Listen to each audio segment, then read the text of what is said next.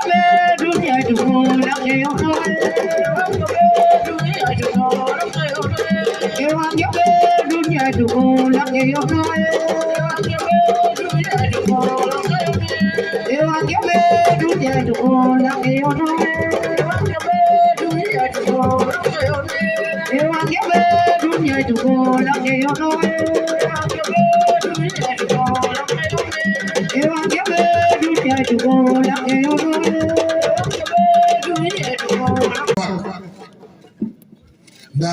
man fane ke so aso be ga leanga e do hegara basket pastel asake take yena da meteram na kaga fop jegate njom da koy njom ñaar jere ngeen def ñom ñaar kep ko def na tundu fane ke rek a wengi banu président gara Madou Mbingane gara président jomber hana gar me ke jang kadu acca sofa fa mbolo fa kinar moy ngar dem na sadi fa ancien couloir ke fop angara ku dem ne ancien couloir na département Foundiougne région Fatick gara me ke sokol haye kon rendez-vous fa ne ARF alanu ne rek nuno ke gana fiel pirke afiyanel nuno pirke ado hero fiel parce que nuno mo njiriño a njom amateur ke aussi nu ndam ten telongal tega biye ndamit njom ñaal keke ka warena encourager ref parce que initiative faneke o lengo siranoga wallahi ya ngi junanga ça fait 30 ans de cela jege njom donc président fopo we ngid mom mbolo fane ndef na to ko fop secrétaire tout ino ngidma den comité d'organisation fane aussi ino mbarana ɗuɗo gidim flo birgue kena leer rek il ngelle ke fiya men lenka yamina lampa donc ne ille kuna fa nena jegit ka hay inshallah allampa talkan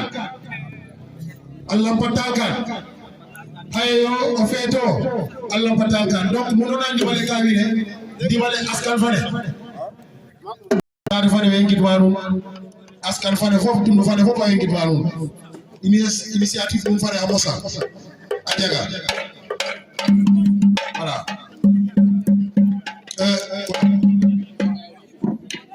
wa ko an mo envoyé ina licence o bisi di mega na tablele ni ma olof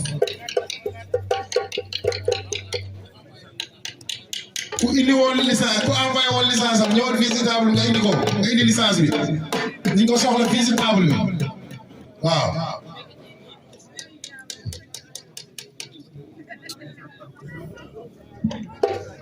wa mbir mu bëggoon na pour na bi no tiaf wa ga gar bino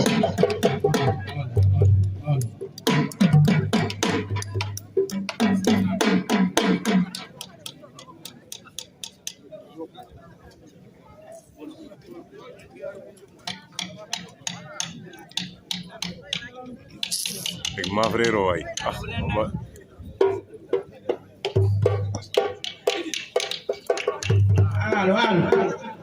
allo wa mané fay mbo tamuna jëlen ko dégg nga Ousmane ñu ngi kon lay ñaan aja ndeysaan ordi bu basi war na ko ordi bu basi war na alaaji